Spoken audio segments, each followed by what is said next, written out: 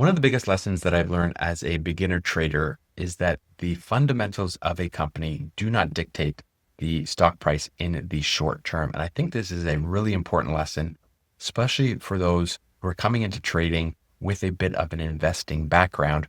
The fundamentals of a company really don't matter when you are trading. And one perfect example of that is Tesla. So we're looking at the Tesla chart right now. And just the other day, October 2nd, Tesla had their delivery report come out, and it was a really good report. It beat the expectations. Deliveries were like the highest they've ever had. Their energy company deployments were super high as well. And many people probably went and bought the stock on October 2nd. But if we look at the chart, what's happening right now is this horizontal line. This is a Gann square, and it's showing that the 460, 470 range, that zone is resistance. And if you look back in the past, Tesla's all-time high price is in that zone as well. So this is a resistance zone. However, people that don't understand technical analysis will see that report, see it as a beat, and trade based on fundamentals.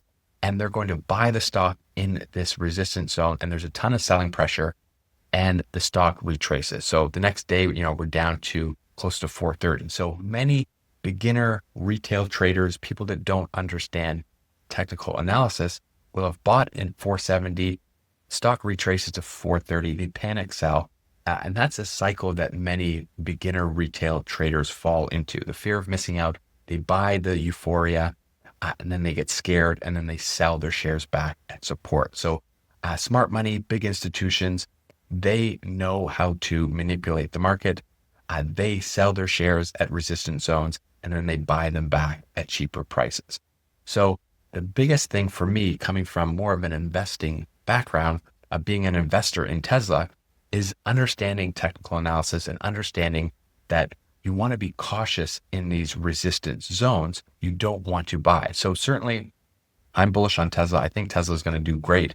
Eventually, it's going to break this resistance zone, this 470 price range. However, as the stock is running up to that zone, there's a probability that it won't. And we just saw that the other day. So you don't want to buy in this zone. You'd rather wait for a pullback into another support zone, or wait until it breaks this zone and turns that into support. So I think that's the biggest lesson that I've learned. And it's one that I have had to continue to remind myself to focus on the charts. The charts, price chart really tells the story of the stock. And you're probably not going to really believe that until you really trade a lot, watch the market, and just for many months, watch a stock and just see how it reacts to various indicators that you might be using with your strategy. But the main thing is that you want to buy support. You don't want to buy resistance. And Tesla has great fundamentals. However, in the short term, the stock price doesn't matter. It doesn't follow those fundamentals. In the long term, sure, it's going to catch up. Next year, the next few years, all these robotaxis, these humanoid robots, they're going to be represented in the stock price.